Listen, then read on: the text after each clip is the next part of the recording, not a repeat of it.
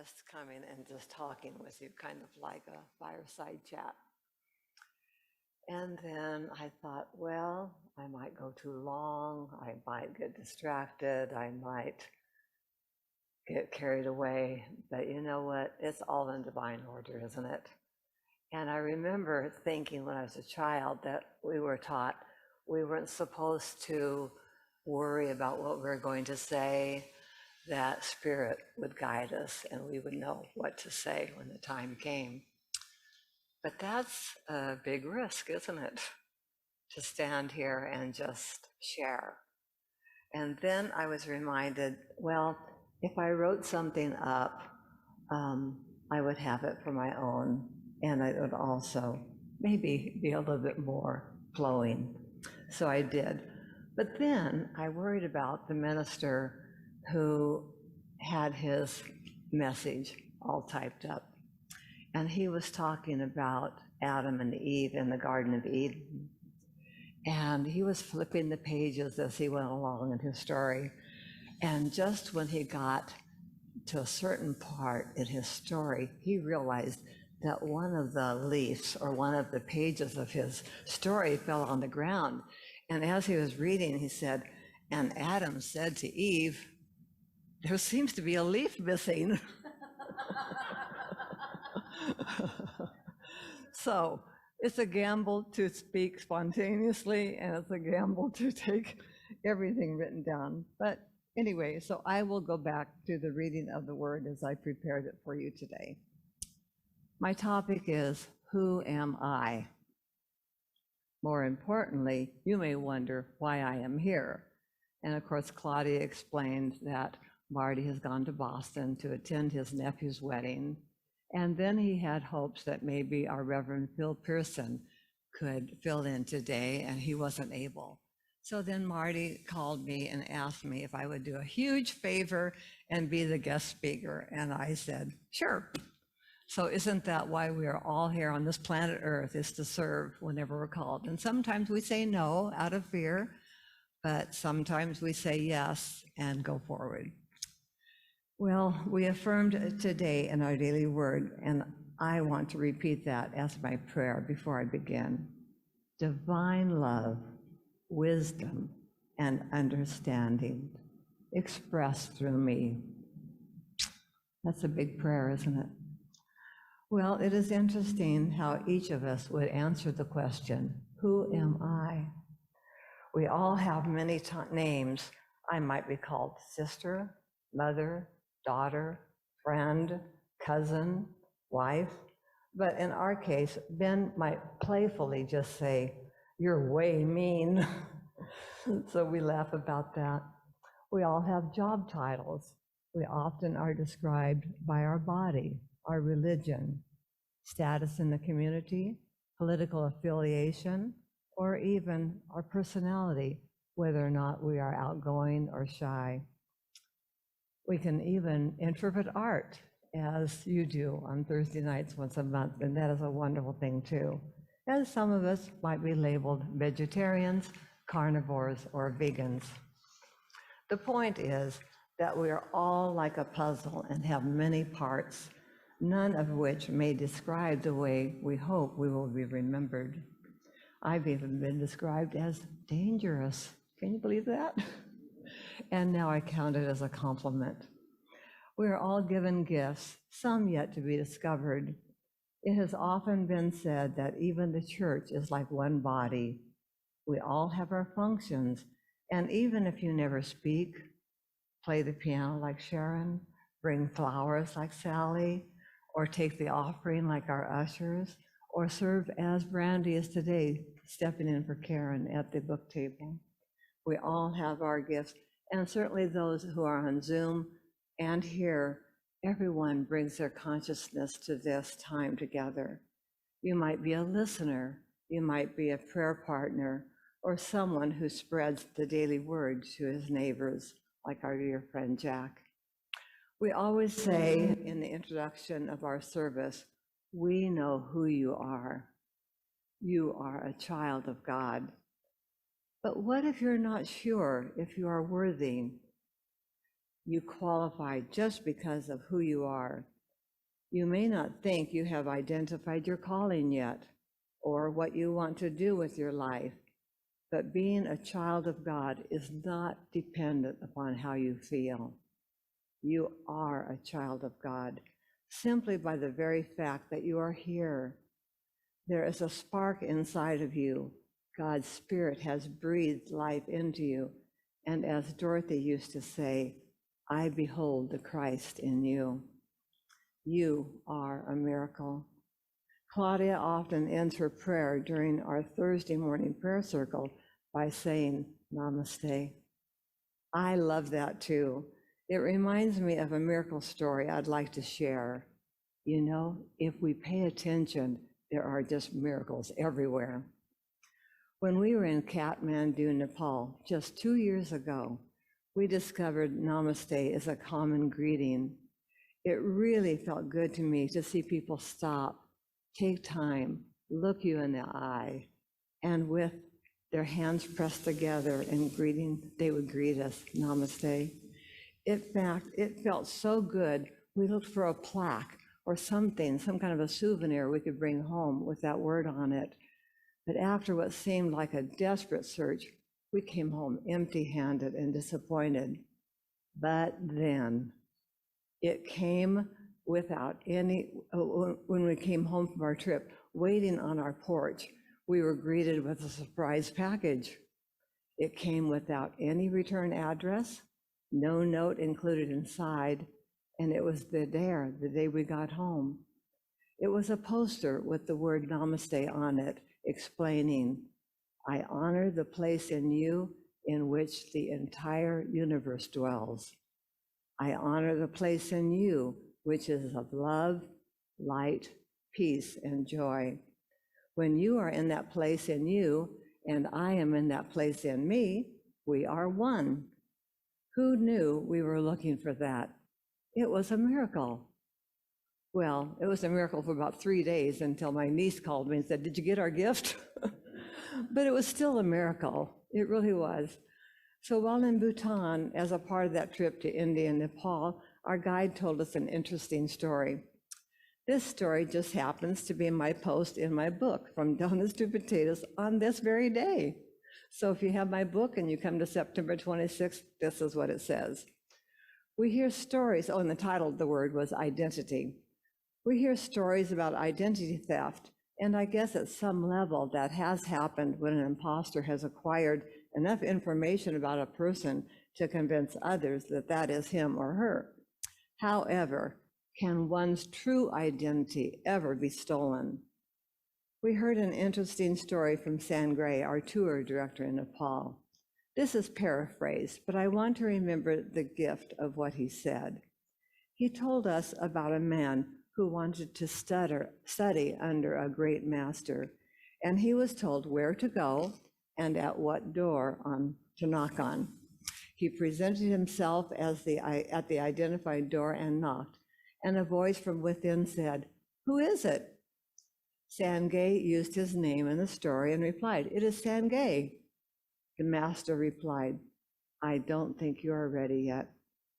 The next day, Sangay appeared at the door again and decided the master probably needed more background information.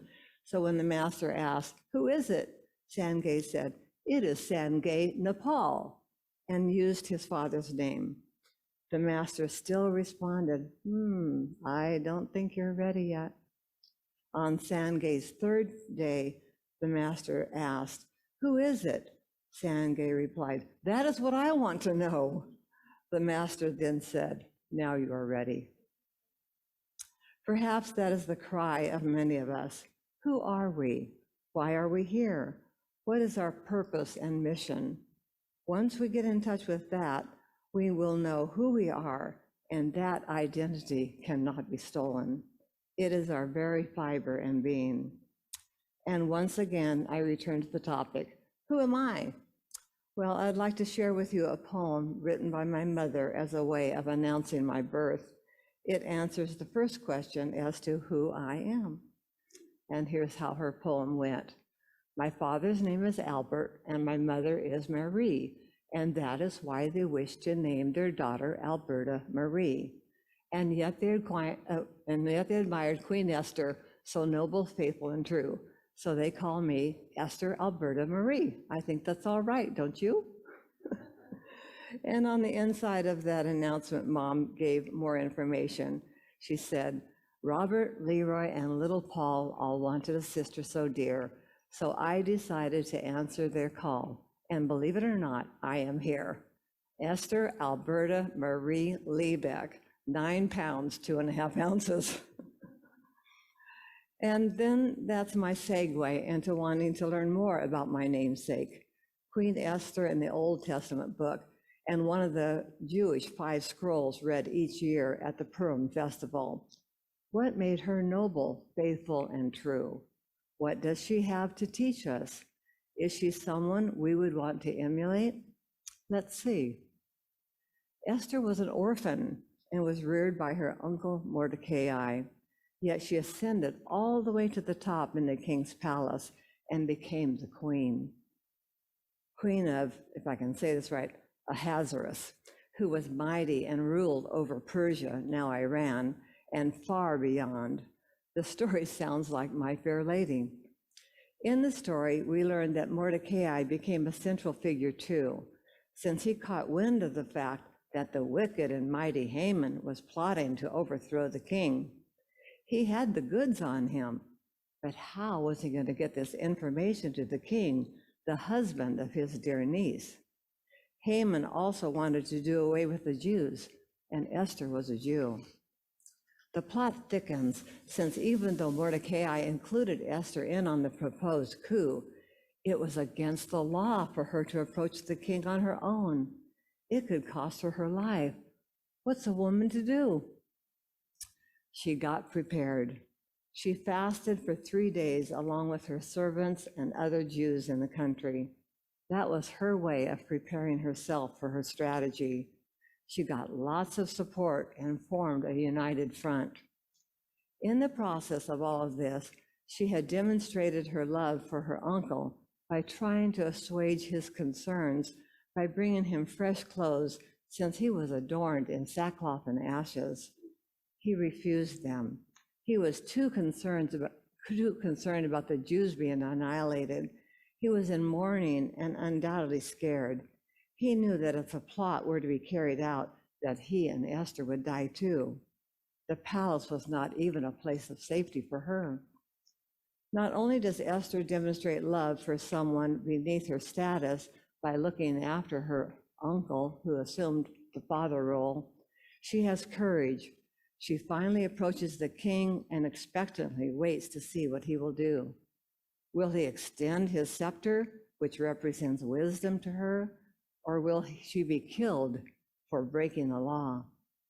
She is so courageous and convinced that she had to do all she could do to save her people that she says, if I perish, I perish.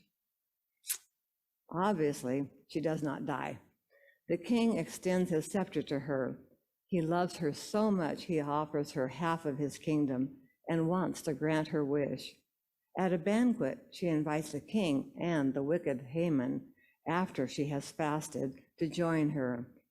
Fasting represents the denial of all selfishness in expressing love, and it is at that time that she tells the intended overthrow. Of course, she reveals Haman's plot, and instead of his intention to have Mordecai hung, he himself suffers what he has planned for another. He is hanged by his own creation. And I might insert here, I think it's so interesting how sometimes we want to judge other people, and then that judgment just comes right back to us. So we have to be careful what gallows we create. The story continues with Mordecai being lavishly rewarded and all of the enemies of the Jews being destroyed. In summary, what were the characteristics we can learn from Esther?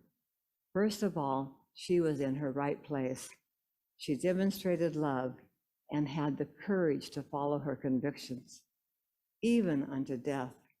She was willing, and she fasted to get others to join her in support and used wisdom in how to approach her husband. It is a great story of how the king, who represents will dominated by ambition, was softened through Esther, whose spiritual quality is love and its power to win the will from the self. The fast is the denial of all selfishness in expressing love, and the scepter was extended as a demonstration of wisdom. We know that no matter what the question, the answer is love, and I continue to learn how all of our faculties of mind work together. So now that you know who you are, a child of God, a spiritual being in an earthly body, you might still have moments of loneliness. You might be an empty nester with the kids all out of the house. You might be retired and wondering what to do with the rest of your life. You might have health issues and wonder what lies ahead. You might be getting in touch with how you want to serve others in an even bigger way. I'm reminded of another story I'd like to share. It centers on a young boy who got scared in the night when there was lightning and thunder, and he rushed to his parents' bedroom for assurance. They said a little prayer with him and said, "Okay, Johnny, you can go back to your room now." So he went back to his room, but then shortly thereafter, he came running to their room again when the thunder sounded and the lightning came through his window. And his parents said, "Johnny, it's okay, you can go back to your room. Jesus is in your room too." And he says, "I know, but sometimes I need Jesus with skin on." We can be that for each other. We can be Jesus in the flesh as we help each other on this journey in life. We are all divine, whether or not we feel it. And it's just wonderful. And as even Claudia mentioned, this is how it's so wonderful to be in unity, because all these things work together. And she talked about us being joint heirs. And here I had said, in the old days, we used to say, we are joint heirs with Jesus. And we will never be alone. He is closer than a brother, and we can rest on his everlasting arms. So if you ever feel lonely, discarded, not needed, or question your identity, remember that you are unforgettable. The hairs on your head are numbered, and he that keeps his eye on the sparrow is looking out for you too. And I have no idea of the time. It's okay, because I just say here that as I bring this talk to a close, I want you to listen to the song Gordon is going to play for us. It is an oldie but goodie and reminds each of us of how special we are. You are unforgettable.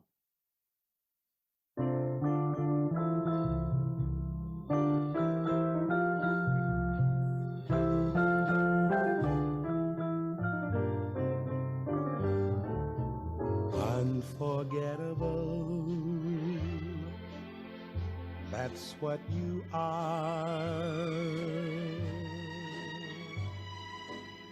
Unforgettable,